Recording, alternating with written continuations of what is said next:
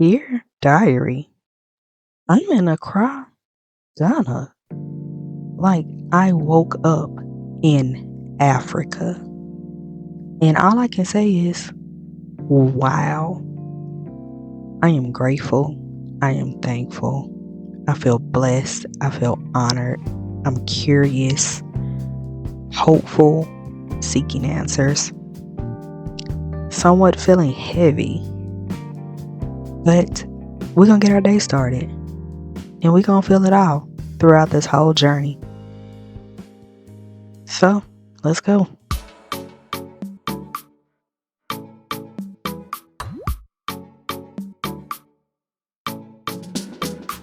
Driving around Accra, I am thinking about all of the American media I have consumed over the years that depicts the continent of Africa full of poor countries.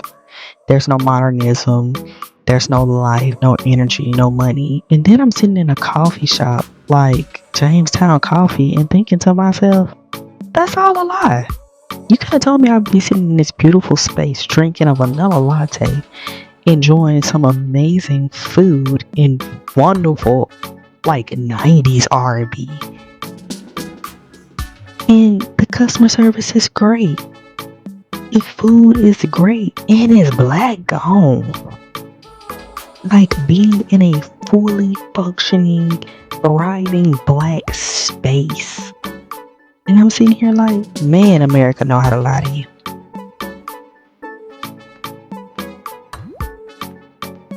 Throughout this day, it's really like, oh my God, I'm here all day. This is all I'm feeling. I'm here. But then to be heading to the Ghana food movement to take an authentic Ghanaian cooking class is just like mind blowing because I've had some of these dishes before, right?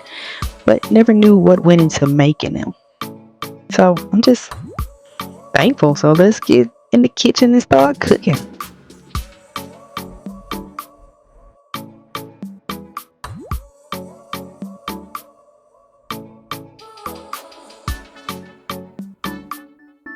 Is rice cooked in tomato sauce. What's different about it is that the flavor is We call it salmon in the local market. But we all know this is not salmon.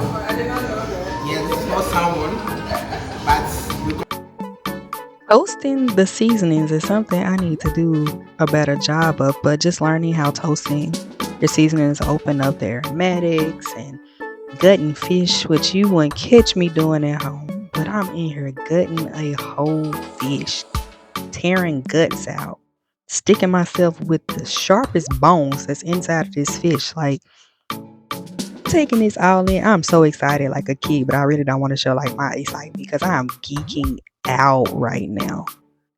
Like a kid in the candy shop because I love to cook, but I just gutted a fish. So yeah, I'm super excited. And let me tell you, if there's any person that's cooking African dishes for you, like an African cooking an African dish for you, know that they love you because it's Lord, there's so many steps to this.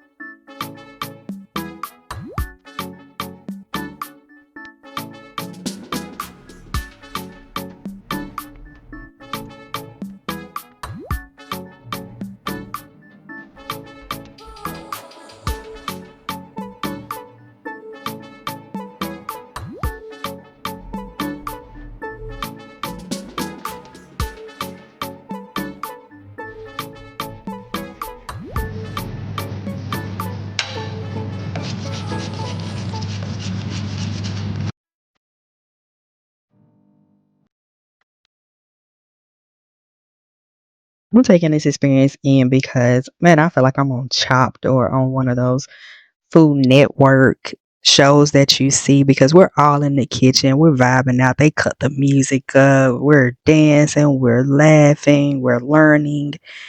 This was such an amazing experience. The chef, especially Chef Francis, he is like hilarious. I thoroughly enjoyed this experience. So thank you, Chief, for doing this for us.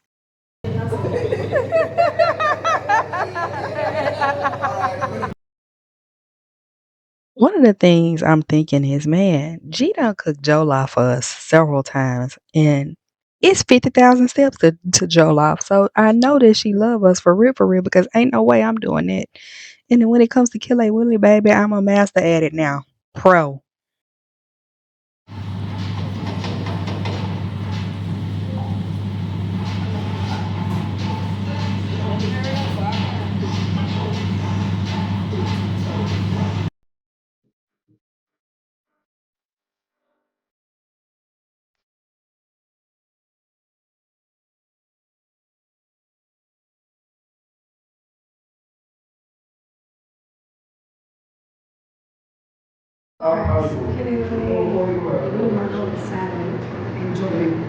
Thank you. Mm. I'll start. All right. Talk to me through what you did. Oh wow. Yeah. Okay. Well, I was in charge of the pillar. Okay. So we chopped the onions, then we blended ginger, pepper.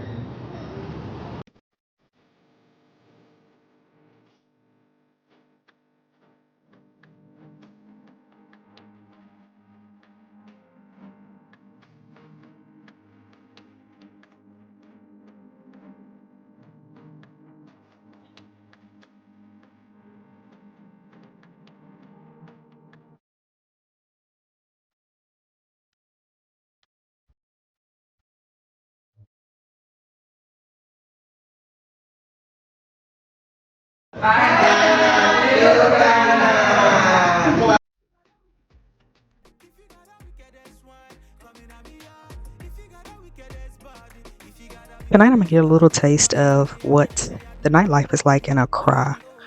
So we're heading to Bella Freak, which is an Italian restaurant. And I'm gonna be honest, Accra has you wondering about their buildings. Like from the outside, you like, oh, I don't know about this, but then you walk around and it's this beautiful indoor outdoor restaurant. Now Bella Freak, for it to be an Italian restaurant in Accra, I didn't expect much. And the food was mid. So we headed over to Aria, which is right next door. And unfortunately, that cool kid Gen Z mentality has hit Accra as well. Nobody was dancing. Good night, y'all. Dear Diary, let's get this day started. Today we got a full itinerary of things, and I'm so glad I ain't had to plan nothing, y'all. I am just like trucking along doing as I'm told. So we're heading to museums, but we're gonna stop over at Clan 7, which honestly I thought was a cafe. Just a cafe. And we walk into a fully multifunctioning facility that has pickleball courts and other courts and a full gym on the second level and a spa on top. Like, I feel like I teleported to LA for a minute. I was like, am I in the right place? Because this is beautiful.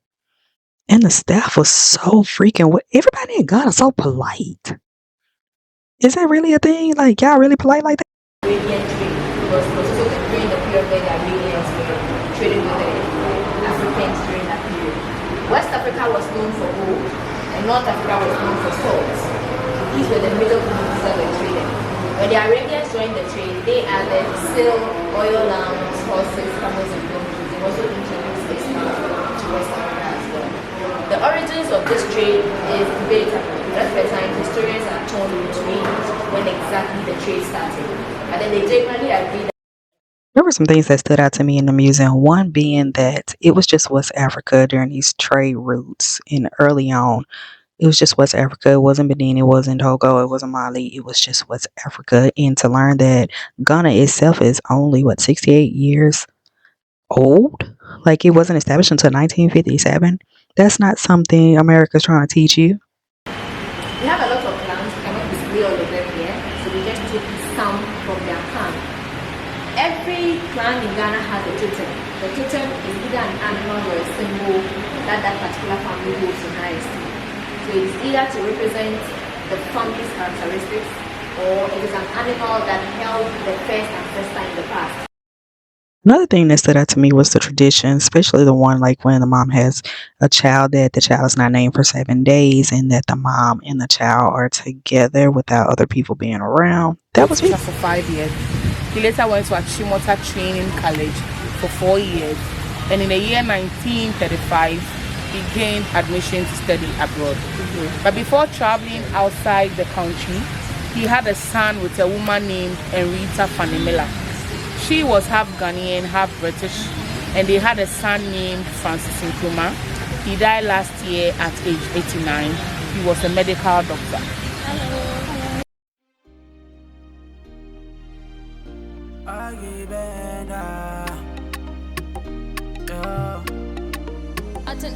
I'm in a different mood to the Jagala Kuana. My baby, in a different time zone, no good anywhere with yoga. And that's my baby. But it's your way, Tala. Mamutimo, breakfast, cutting this strategy. Make you happier. Zampulira Buruji. When Manyanza Kwewasima. Chimanyola Babanji. Take a musenta, make me moja.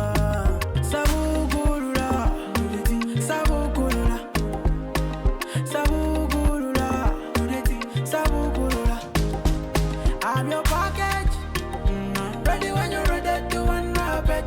I'm your target, ready when you're ready to come shoot it. Na so bad da, cutting your girl and some game. One gisa yes da, na matuki baby move it. Kwaliva toka titu avuka, nze no ya tumeze miwula, biendize kunsito bala, takalankula kumfunyiko. Oh girl, you chat me like a navy. My only source of energy. Sabukulula, do the thing. Sabukulula, Sabukulula, do the thing. Sabukulula. I'm your package, ready when you're ready to unwrap it. I'm your target, ready when you're ready to come shoot it. I'm your package, ready when you're ready to unwrap it. I'm your target. Ready when you're... Good morning, guys. It is 12:50 a.m. in Accra, Ghana. Y'all, your girl out here fighting. I'm out here fighting for my life. Do you hear me? Oh my God. Y'all know I be in the bed early, baby. Sis, let me tell you something. Your girl is tired. Anyway, today was a good day. Today was a very informative day because we did hit 2 museums today.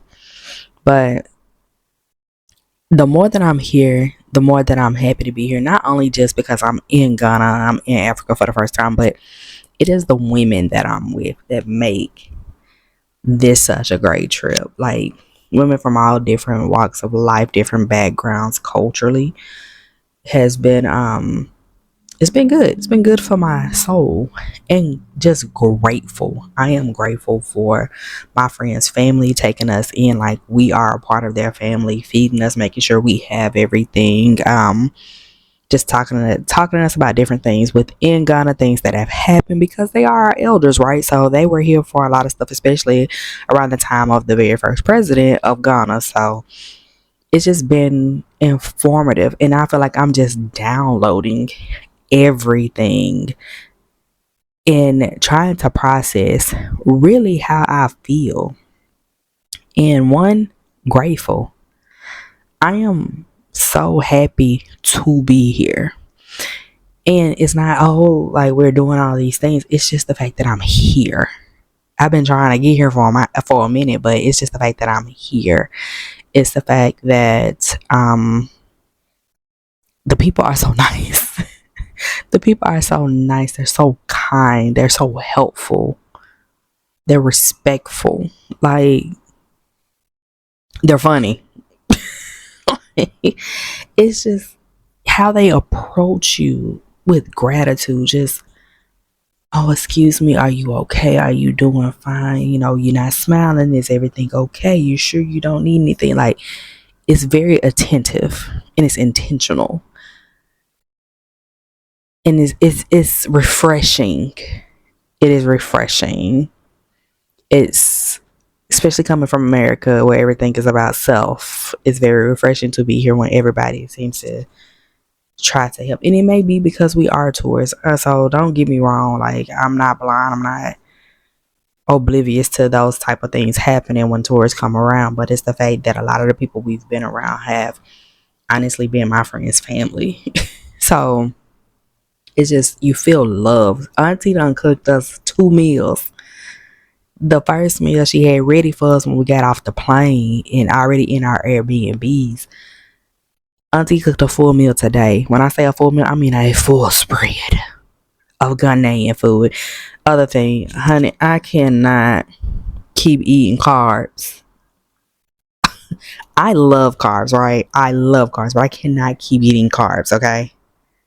I'm trying to lose weight and I done lost weight, but I'm about to gain it back. Pounded yams, fufu, rice, meat. Protein and carbs is all I done had. It's a lot.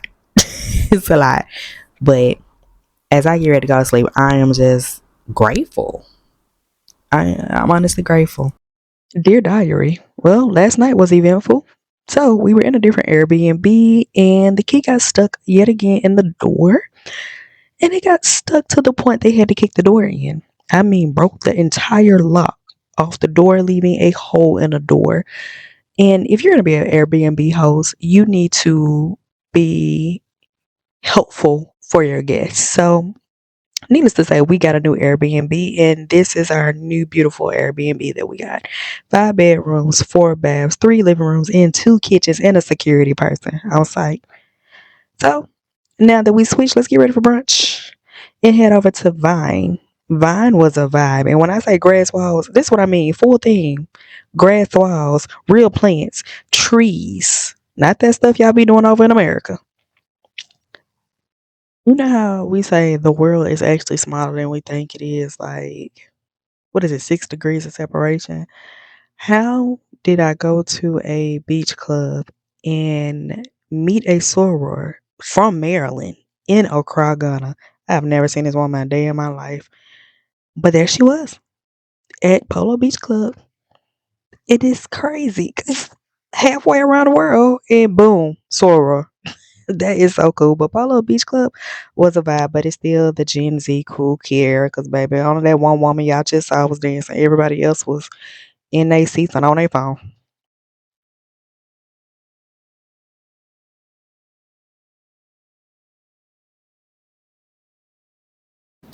Good morning. It is the morning of the Slave Castle. We are getting dressed and we have about a 3 hour journey to the coast. So, yeah, let's get this emotional day started. The ancestral river is where they would take the slaves to wash them and prepare them to be auctioned off, to be branded to their new slave owners, and then they would take them over to the castles on the coast. And immediately walking through the gates, you can feel the heaviness. And I stood at the meditation area and I felt like something was just on me. And we took our shoes off and we had to walk the same path they walked all the way down to the river. We got in the river and we prayed. And before I knew it, I was bawling my eyes out. And that's why you see me looking crazy in this video and pictures because I'm trying to gather my thoughts.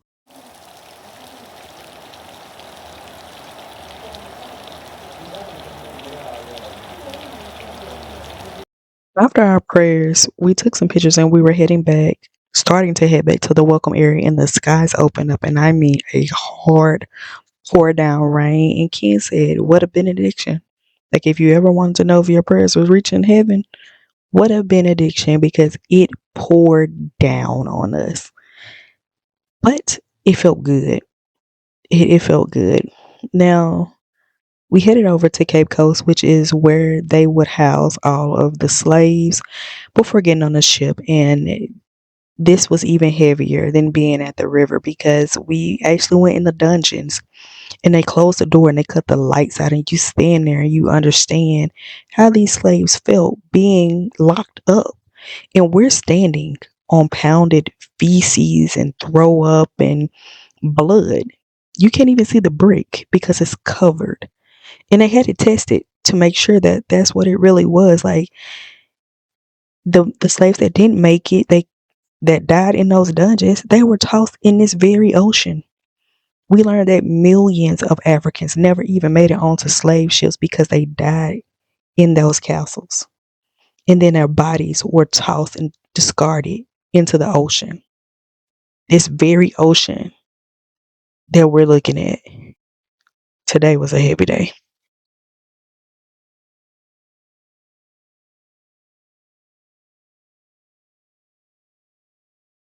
After yesterday, we needed to start the day off light. So the night before, we did stay in this beautiful beach resort, which is owned by a black woman from Arkansas, which is so crazy. But if you are coming to Accra and want to stay in the beach resort, definitely check this resort out. Today, we're heading over to Elmina Castle, which is the first castle that was built in West Africa by the Portuguese, and it was later taken over by the Dutch and then the British. And this castle is a little bit different because this castle was not originally set up to be a trading post for slaves, but more so for goods and gold trading and all those things that they were trading prior to trading enslaved people. This castle is set up also a little bit different because there are like an area for white prisoners. There's a church in the middle of it, and it has always been a church in the middle of it. So that was a little disheartening to hear and to see. We learned about how the governor would pick out slaves to greet, and we learned about how the white prisoners were treated differently. They had, ventilation in their cells as to where the black prisoners had no ventilations, and they would suffocate the black prisoners to kill them. They would keep the prisoners in the dungeons so long that they would become blind. Like, and then once they killed them, they tossed them very much in the ocean. We got to see the door of no return. Once they left out that door, they weren't coming back. They were put on ships and carried off. Like, once again, another heavy day, but Auntie made it good. Once we made that 4-hour trek back to Accra, Auntie cooked us more food and we watched more African telenovela. So all is well. If anyone knows what show this is, please let me know because I really wanted to see how this ended, but we had to leave. Not, I don't know what channel it's on, but I want to see how this ends. So if you know, put it in the comments. Dear diary, I'm having a rough day. I am not feeling well. I did not have a good night's sleep. I'm just kind of hanging back while everybody else is out and editing some videos. One thing I can say about being here is the food is very fresh, it's very different, and my body is acting out. I don't know if it's because my body is used to processed food, not natural food, but it's not acting well at all. Well, this is the last night. It is the last night here in Accra, Ghana, and a lot of emotions because I'm excited to be going home. Yes, I miss home. I miss my husband. I miss my kids. I miss my bed. I miss my space. But I am excited to be going home. I've learned a lot here. It is a place I will come back for sure. It is a place I will come back. I have so many questions from being here this week. Just really overall a lot to process. And as much as I want to push this video out in a week or so, I'm not sure that that will completely happen because there is so much to process, so much to say. And one thing I will say is it was good to see my friend's family. It was good to see where she comes from, her heritage, her culture. Her Aunt Ophelia, literally day one was like, y'all are my babies. I'm here to take care of y'all. And she did. She took care of us. She made sure we were fed. She covered us in prayer and protection. She constantly checked on us, made sure we were okay. Shout out to Isaac for being our driver. Shout out to Patrick for being our other driver. Shout out to Na and Matthew for being the tour guides. Shout out to Greta for planning it all. Like, just shout out to everybody that made this trip awesome. Even with the bumps in the roads and changing the Airbnbs and all the things, it was still a great trip. And I'm forever grateful and thankful that I got to participate and partake in this trip. So that's all for tonight. Good night.